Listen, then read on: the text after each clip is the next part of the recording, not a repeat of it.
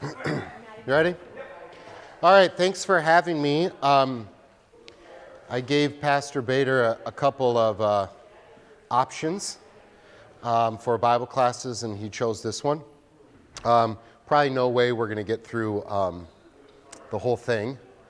The service was too long, right? It's like 11:10 already, you know? I know it. Well, I normally preach like 7 minutes. I know this guy's like a half an hour, so I'm like, I gotta meet him in the middle, you know? All right. All right. So when God created Adam and Eve, he said this, let us make mankind in our image, in our likeness, so that they may rule over the fish in the sea and the birds in the sky, over the livestock and all the wild animals and all the creatures that move along the ground. And then later, so God created mankind in his own image. In the image of God, he created them, male and female. He created them.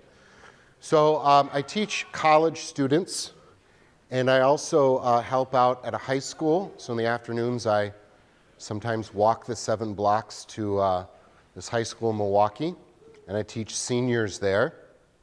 And one of the questions I like to ask both groups is, why should I respect you?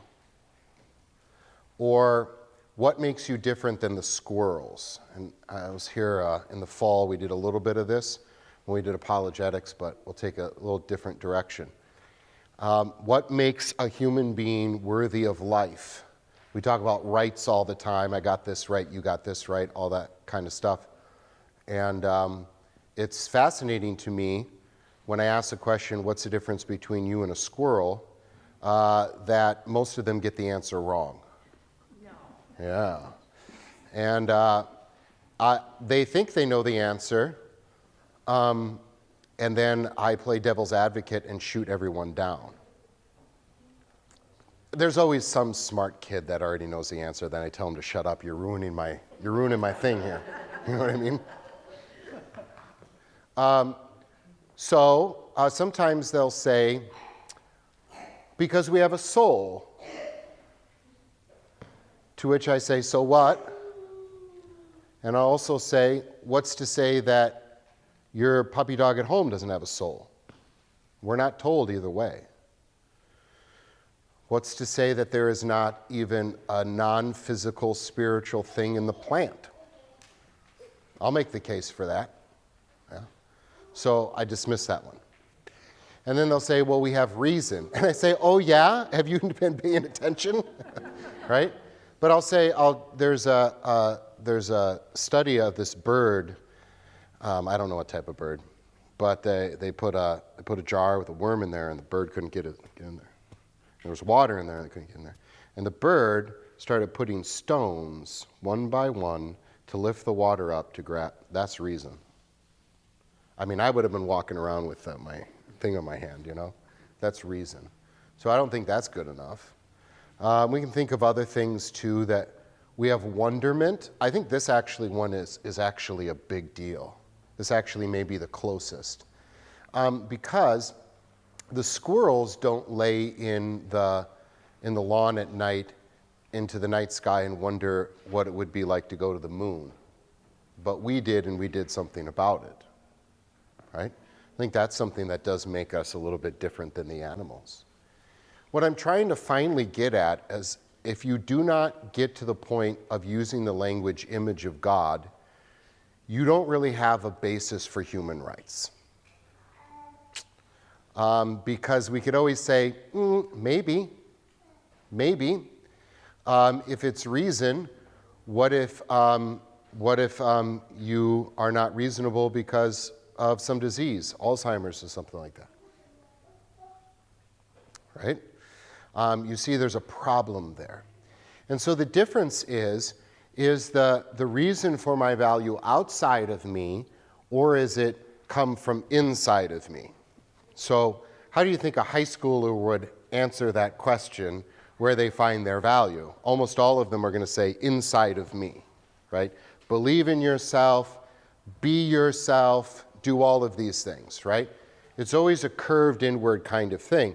And I think it ends up being quite sad when you, especially on social media, when you hear people go way out of their way to let you know that they don't care what you think about them because their value is inside of themselves, right? And I had one girl that we went back and forth on this, and I said, anybody who says they don't care what other people think is lying. And she insisted that she didn't care about what I thought over and over and over again. And then I said, but why are you telling me this? Right? Why are you telling me this? Now, I still lost the argument, but I was trying to be sympathetic and say, I understand, like, you shouldn't base your value on society and stuff like that. But if you base your value on something that's inside of yourself, well, aren't you a part of society? I mean, let's be honest, right? And that's even worse, because either you go down the road of narcissism or honest despair, and you look at only your flaws. There has to be this thing that says, but God said I'm valuable. That's why I'm valuable. Like, you have no rights on your own. I don't think you deserve, like, the word deserve is crazy. You don't deserve anything. I don't deserve anything. I didn't do anything to earn life. I had no decision. I had no part of that decision. Right? I had no part of that decision. I don't deserve any of it. Unless God says he's deserving. Now I have a basis for human rights and stuff like this. So, when we read Genesis 1 and 2, in our post-Darwin world, post-evolution world, we get all worked up about 6 24-hour days and different species, fine. But we miss the whole point. Now, I think I have my timeline right, and that is Moses wrote that before Charles Darwin. Yeah? He did not have Charles Darwin in mind, but he had something else in mind. So when you read Genesis 1 and 2, if you were an English teacher and you would ask this question, what point is Moses trying to make? Look at the words. What word does he repeat over and over and over again? That it's good. It's very good. He says good, good, good, good, good, to the point where you're like, we get it, right? It's good. Well, the reason for that is because in the ancient world, even into the Greek world, the body was seen as bad. It was cursed. And this world was cursed, and you as a part of this world were cursed. Yeah? And because of that, you were in this situation where you had the god or the gods or whatever, however you were going to come up with this idea. And you had to make the gods happy because God had cursed you with this physical world. Some would even say there was an evil God that created this world, which you could totally get because they live in a world without morphine. Right? Like, I don't know if you notice this, but we sub out our death. We contract our death. We take grandma to the nursing home and then eventually to hospice. Even maybe 100 years ago, grandma without morphine was in your living room, if not your bedroom that you shared with her, with that tumor pressing upon her brain that nobody could diagnose, and she's screaming in the middle of the night, right? And so living in that world, you have a short lifespan, and it's painful, and it's rough, and everything's difficult. Everything's difficult. Even getting enough food for tomorrow is difficult for most people, right? And so you could totally understand that this is a curse that God has given me, this body, right? And the goal seems to be to get out of the body, right? To get out of the body. And here along comes Moses and says, good, good, good, good, good, good, good. And it's a game changer. It really is.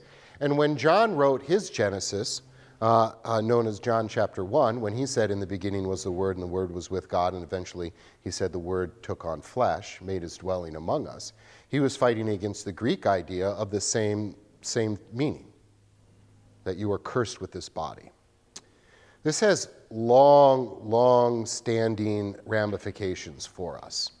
It means that the body in itself is not evil. It's only corrupted because of sin. It means you get to enjoy this world. right? God is not anti this world. He's not anti-alcohol. He's not anti-sex. He's not anti-food. He's not anti-fun. He's not anti any of those things. He's just putting parameters in his 10 Commandments around those gifts so that you don't ruin them by becoming addicted to them, right? They become your gods. The other lasting ramification of that is the honor to me and my body. That this is an honorable thing. Corrupted because of sin, but an honorable thing that will be resurrected one day. So the ancient Near East sort of kind of went like this. So God's pretty angry because we see, the tornado and the hurricane and the famine. Therefore, we need to make God happy. God's hangry, yeah? And so we're going to give him some wine and some bread and some tasty animals, and we burn it up so it goes up to God, yeah? Now, if God is still angry, you need a better sacrifice, and what's more valuable than an animal? A person. And what's the most valuable person? Child. So it's actually not that far of a logical leap to child sacrifice. And notice how close they are and yet how far the ancients were in this. It would be a child. It would be the one and only child of God, right? They got it. They got the law, but they didn't get the gospel. So what they would do, and I know some of you were here in fall and I did this, but they would build a house of God, we'll call it a temple, and then they would put God in his house. And most of them understood that this isn't actually God, or it's a manifestation of God, or it's God taking on some sort of form or whatever. But they made a statue of their God called an image of God. So Moses doesn't really, we think, coin the phrase image of God. That was hanging around, this image of God. So we have a building like this, and you would have a statue, and it often would be on wheels so you could parade it around. The image of God is going around, yes, and you bow down to it and stuff like that. And everybody knew that there was a sculptor that made that image of God, but the theology was behind it that this was God or something similar, some image of God that just all of a sudden came and manifested itself among the people. And so the sculptor, after he was done, would go through often a ceremony where he would fake cut off his hands. And he would say, of course, I didn't build this statue, I didn't sculpt this statue. See, I don't even have any hands anymore, right? And it's all kind of this spiritual sort of liturgical thing to say, this is God's house, this is the image of God. You go into the presence of God and you grovel. And you grovel. And you give things to this God so that that God would then bless you. So now when you read Genesis 1 and 2 with that in mind, how do you read it? You read God building a temple. It's got a ceiling, the sky, he puts lights in there, the sun and the moon and the stars. He puts a floor, the firmament. He puts, he decorates with the foliage, and he designs it with seas and land. He populates it, and he makes it this beautiful thing. And then what's the last thing he does after building his temple with the ceiling and decoration and a floor? He puts in the image. But the image of God is actually you. He has honored humanity in a way that the ancient Near East would have thought bonkers crazy. That's why he wrote Genesis 1 and 2 that way. Not to fight Charles Darwin, but to fight in a time and an idea that says two things. One, human beings don't have value. Three things. Number two, the body is bad and the creation is bad. And number three, the job of humanity is to make the gods happy. He's flipped it completely upside down. And if you don't get that about yourself or about your society, you're not going to have human rights. You're just not going to have human rights, right? So I'll stop there and see if anybody wants to say anything or make a comment or a question.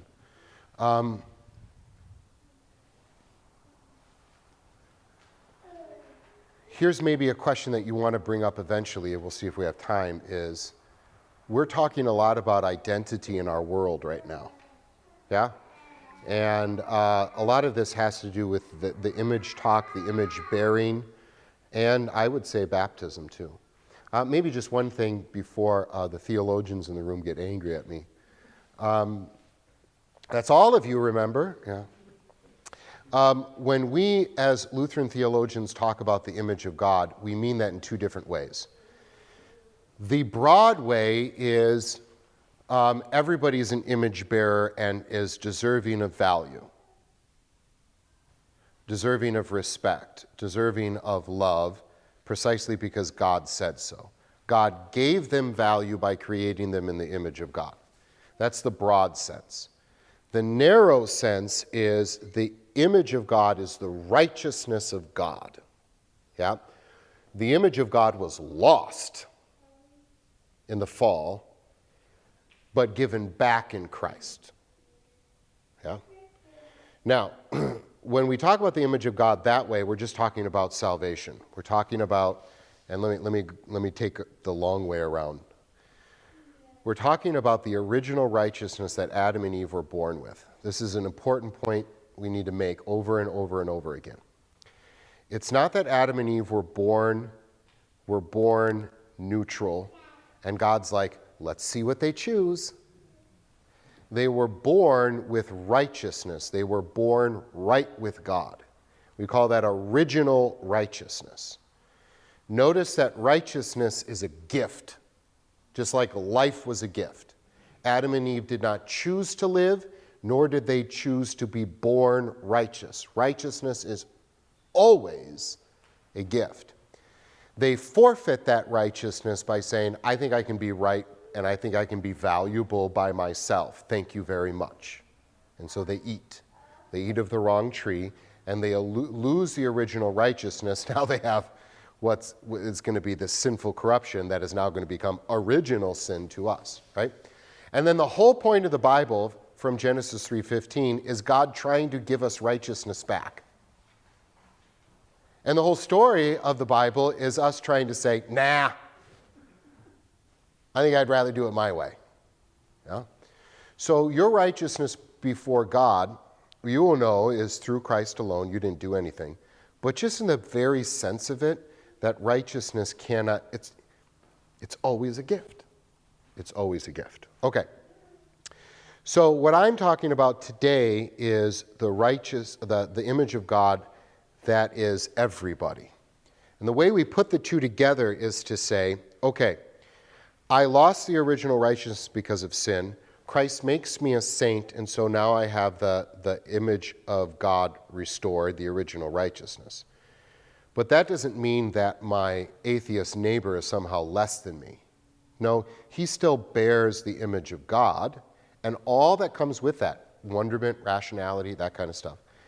And even though there is not the exact image of God, there's still what we call like a shell, right? There's still something there, right?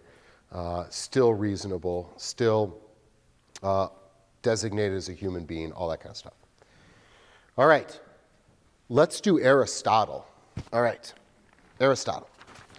And the reason I like to do this is because I think it's helpful to understand Greek thought and then to say it's really, really good, but it's missing one component. Okay.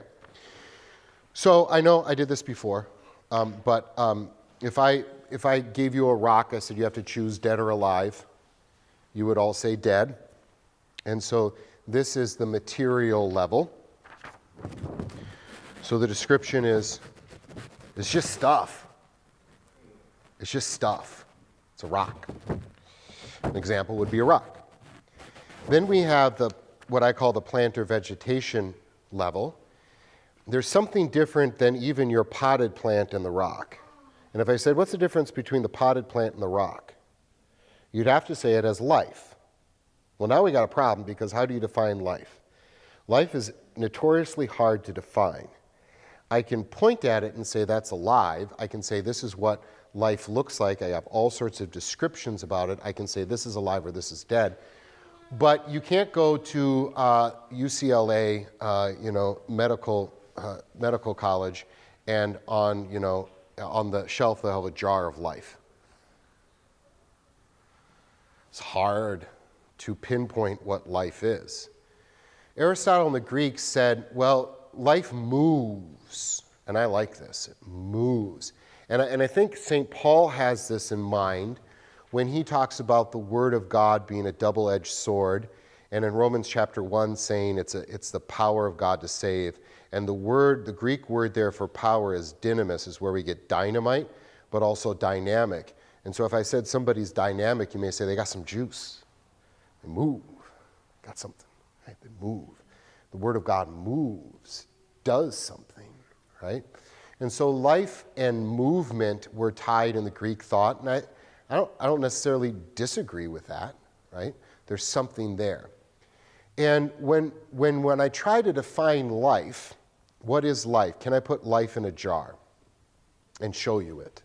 I can't, and that seems to me that it's of the spiritual realm.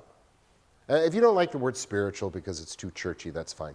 If you want life force, if you want something else, that's fine. But what we're saying is there's something that's more than physical that makes the plant and the rock the rock. It's got life. And so the plant thing is stuff plus life. And your fern at home is an example of that. Now, some of you may talk to your plants. That's fine, right? But normally we don't do that. But a lot of you, I bet, talk to your pets. Yeah? So what's the difference between the plant and the animal? Well, the animal is also stuff plus life, but now plus consciousness, awareness, something, right? I'm not going to call them a person because the word person has philosophical and legal things attached to it that we would not apply to an animal. It's not a person, and yet it's somehow aware. I have 100% no problem thinking that Fido has a soul. In fact, I don't know any other way to think about it. The Bible talks about it as the soulish animals, yeah, like the ones that are the beasts of the field. It doesn't go so far as to say it as a soul, but it's got something. It's got something, and it ain't just physical. If you don't want to call it a soul, that's fine, but it's got something. It's got something. And I would go so far as to say, so does the tree. It's not a person with a personality, but it's got something.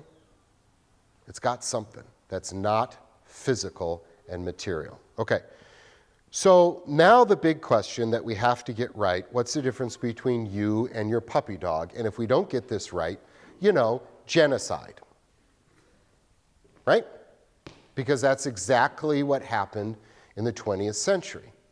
If we are just animals, if we're just material, if we don't have value given to us from an outside source, and there's no absolute morality, then I have no reason to not kill you if you're in my way.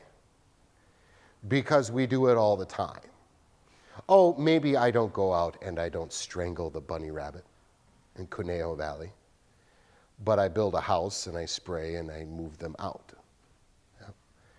And what's the difference between doing that and doing that with a group of people that's in the way of the freeway or in the way of the fatherland taking over Europe?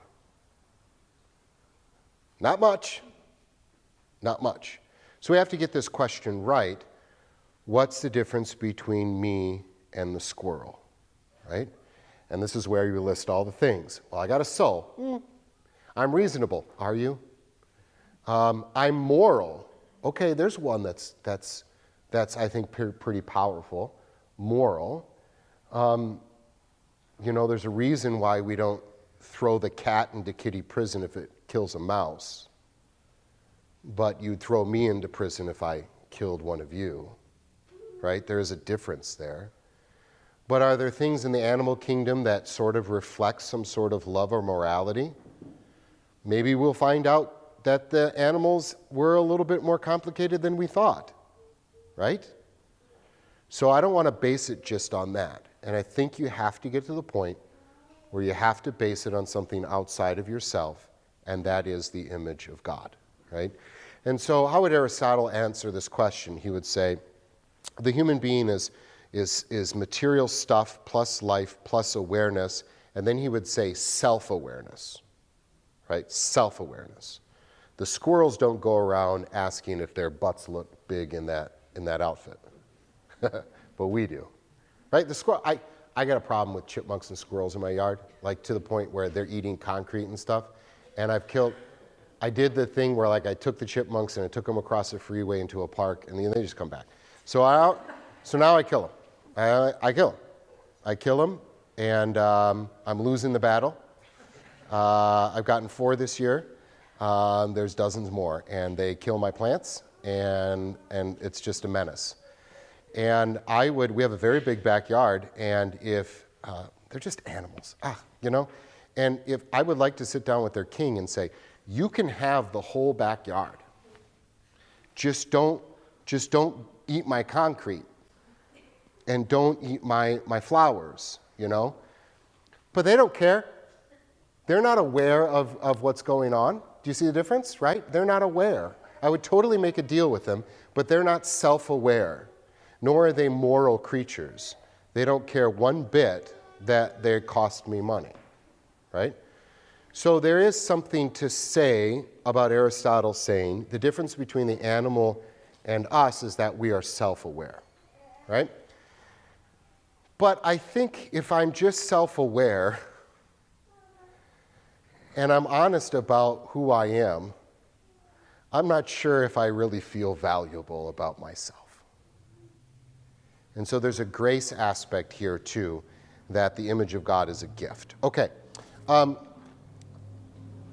What time do you want me to end? Already? Okay, all right. I think everything... Phil's not happy. Phil just went like that. Phil's hungry. Phil, it's 2 o'clock Wisconsin time. Yes, all right, okay.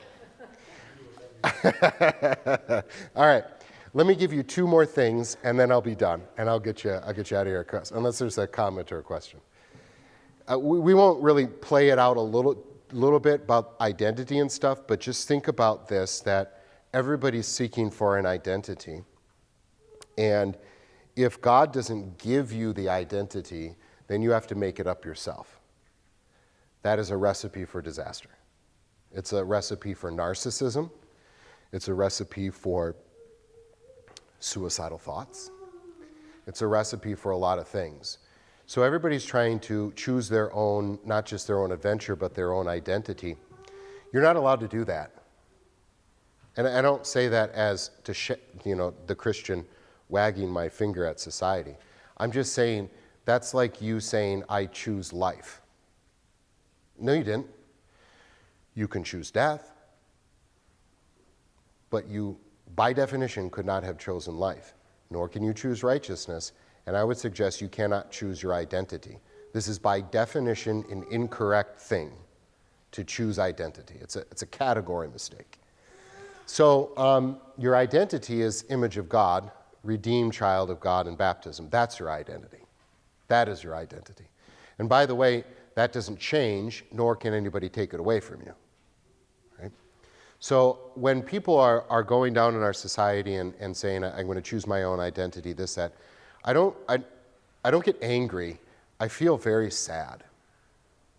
That they're looking inside of themselves to do what only God can do. How disappointing that will end up. When you ask of yourself or your nation state or your family or anything else to do what only God can do for you, you will be sadly disappointed. You'll be sadly disappointed, right? Because if you try to choose your own identity and try to make everybody else then succumb to your decision, first of all, how are you going to do that? Second of all, you're constantly just fighting this war, right? And you're going to be very unhappy. All right. I would like to give you 2 made-up Latin words. One is homo justificans, and the other one is homo liturgicus. This is what's really going on in our world right now, and it has been going on in our world since Adam and Eve. And that is, we are the types of beings, homo, that try to justify ourselves, justificans. Justificans means to justify. It also means to be righteous. Those are the same words in most languages, righteousness and justification. You are the type of being that wants to be right. The squirrel doesn't care about being right. I care about being right. I care about being right so much, that I will annoy my wife by telling her that I've done more chores than she has done. By the way, this explains all of the internet. Yep. And we want to be right.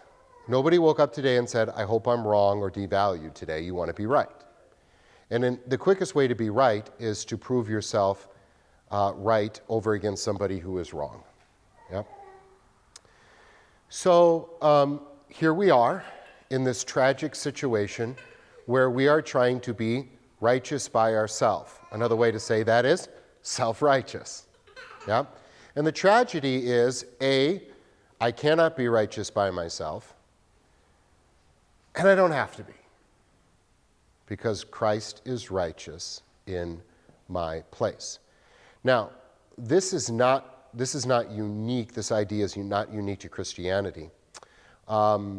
Many secular psychologists will say the thing that drives us more than anything else is righteousness as a human species. That we desire to be right and we desire to be righteous.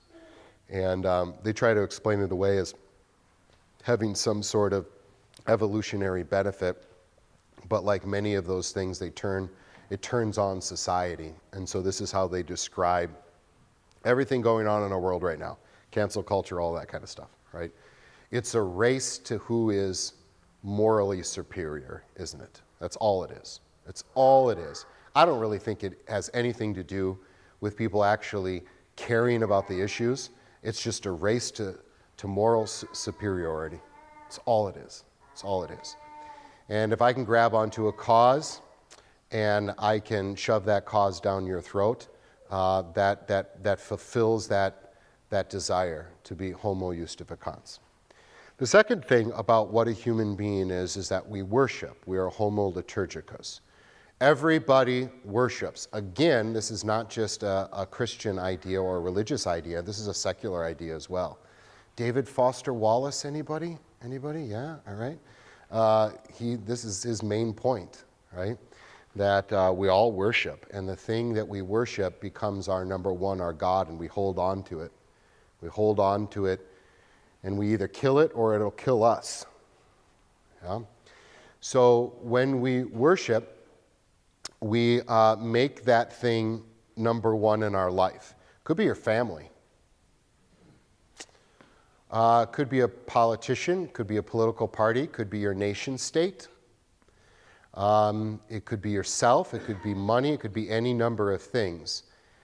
And the thing that you love, this is how you know what you love. Your time and your energy go to it. That's how you know what you love, right? I teach a worship class, and one of the first assignments is they're supposed to take a liturgical audit. And I said, where does your money go? And look at your calendar. What holidays do you celebrate? Is Black Friday more important than Good Friday?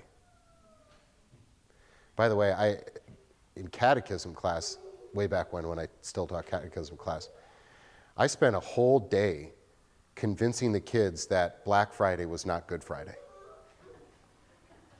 Just couldn't get it through their heads, right? Notice there's competing calendars, right? And so where does your time go? What holidays are important to you? Where does your money, your offerings go? What are your traditions, right? I mean, some people couldn't care less about the flag or whatever like that, but every week they go on vacation to whatever mountain. That's the week they do that, right? And that's nothing wrong with that, but if that becomes your only thing, right? That is the thing you love, and that becomes your God. But all those other gods are like those pagan gods that Moses wrote against. They'll take And they'll take, and they'll take, and they'll never love you back. And you'll never be satisfied. Even if you climb to the top of the mountain, you'll say, is that it? There's only one God who can love you, give you value, give you his image. And it's Yahweh. All right? Is that good enough, Pastor Bader? How do we grow in our image, in our ability to view people primarily with this image of God? We don't love anything more, I think, as human beings than justice, right? What is fair? Yep. And so we see everything as victim and perpetrator. Yep, victim and oppressor, yes. Yeah, and so, I mean, I'm thinking like, so we'll look at the mom who has an abortion and we'll say, what an evil woman, what a poor child. Yeah. How do we see the woman as still image of God, or illegal immigration? Yeah. Or I'm thinking of the people who died in the subway this week. Yeah. And that was easy pickings for people to make fun of, because all these rich people and Yeah. We didn't even wait for them to be buried before we buried them. How do we grow in our ability? Because I think this is, you even heard the backlash this week from people saying, how inhumane do you have to be that you're mocking people who have died in such a tragic way? There's something in us that says that's not right, that's not fair. Like, this really should be something that as Christians we're kind of holding the candle and the flag for. So how do we grow in our ability to do that? Yeah, I think we need to talk about the image of God a heck of a lot more in the church. I would, since I'm a vocation guy, I would talk about vocation as a Christological endeavor, that the waiter that serves you at lunch or dinner today is Christ serving you. I think finding my value in Ephesians 2, 8, 9, and 10, that we're saved by grace alone, but also that God has used me, right? And he's made me his workmanship. If I can value myself, this sounds bad, but if I can understand that God values me in my menial tasks, then I'm more apt to see something else like that. This may sound controversial, I'm sure it is, but I'm not the pastor here and I'm leaving, so let's chastise ourselves here and let's get over America is the best thing that ever happened to the world. I can remember doing a jail service in Minnesota in the middle of winter, and there was a Mexican immigrant. She had to be at least 65, scared out of her wits. And the only other woman in that little county jail was a Lakota Indian. And I couldn't talk to her. I felt really bad for not taking more Spanish. And I'm like, she's probably fleeing corruption and violence. Now I'm not making a political statement here. I understand that there are, people who are like, the borders don't matter and obviously there needs to be a middle ground. Hello. Can somebody please be an adult in the room on these issues? Yeah. But I cry out for her. She is human. She is suffering. It's compassion. I would say the theology of the cross, right? That the more you suffer, you are then going to be more compassionate for somebody else and to see that as a blessing when you suffer. I think losing the conservative liberal labels of the church would be helpful too, so that we don't feel like we have to say the right political thing, but we can speak to the humanity of somebody without, like I did today, without saying, oh, that guy is a whatever. Is that fair enough? Yes, sir. Some years ago, there was a book about a guy named Siddhartha who dealt with this guy's constant search through all these things of what the real meanings of, and he couldn't find it because he was only looking in himself and not out of it. Yeah, so the comment there is a book of somebody who went around and tried to find meaning in life and all these things, and came to the conclusion that there maybe is no meaning to life. Yeah, so there's a basic philosophical thing to say about this. That if I'm only turned inward or into my society to find truth, meaning, right and wrong, legality, anything, it's moving. This is what Heraclitus says. I can't step in the same river twice because once I step back out, it's flowing. There's no reference point. So what we're all after is an absolute reference point that we can all see. It's like the sun. I cannot see the person in Moore Park right now, but we can both see the sun. We have a reference point, right? I don't know what that person looks like. He doesn't know what I look like, but we both know what the sun looks like. And so if I'm trying to find, common ground with somebody, I may not know you, right? And who says that your opinion is better than my opinion? But if we can both look to the sun, a reference point, then we can move on. Well, that sun is God, and not just for morality, right? It's always wrong to do this, no matter your culture, but also just for truth. And notice that if you don't have that sun, then you don't have truth or morality anymore. And then you're left with only victim and oppressor, not about right and wrong. Now, the problem with the victor and oppressor is who gets to decide that that's even wrong if I oppress somebody, since there's no morality. And the only solution to victim and oppressor is that the victim takes over and becomes the oppressor, and the oppressor becomes the victim, and then you still have the same problem. And by the way, this is not something me being cheeky. This is what philosophers will have said for decades, right? Okay. Yeah. So you have the people who fight against abortion, and they take the motto of choose life. But based on what you just explained, like that's maybe not the best motto for them to choose because we don't choose life. Yeah. So what would you do better? Don't be a jerk. I know. No, so I think choose life is a good thing because you have the word life in there and you're saying that's life. And I think that I could still see that being beneficial because God is the one who gives life and takes it away, by the way, right? But remember, God always uses instruments. He always uses means. So, for instance, just think about this, moms, that you were not just creating flesh in your womb, but a soul. Dang. God used you to create something out of nothing, including the spiritual. Yeah. So he used you to do that and gave you great honor and power. And he is saying, choose life. Because now if you're going to choose death, you have usurped your power. The power I gave you, that honored you, right now you're going to take it away. So I think we can still use that in the right way. Of course, the abortion debate all comes down to, do you think it's a life or not? We can be critical of both sides, by the way. Like the Christian right has shot itself in its foot sometimes on this. And by the way, I'm leaving, so I can say it. Evangelicals were not pro-life until the 70s.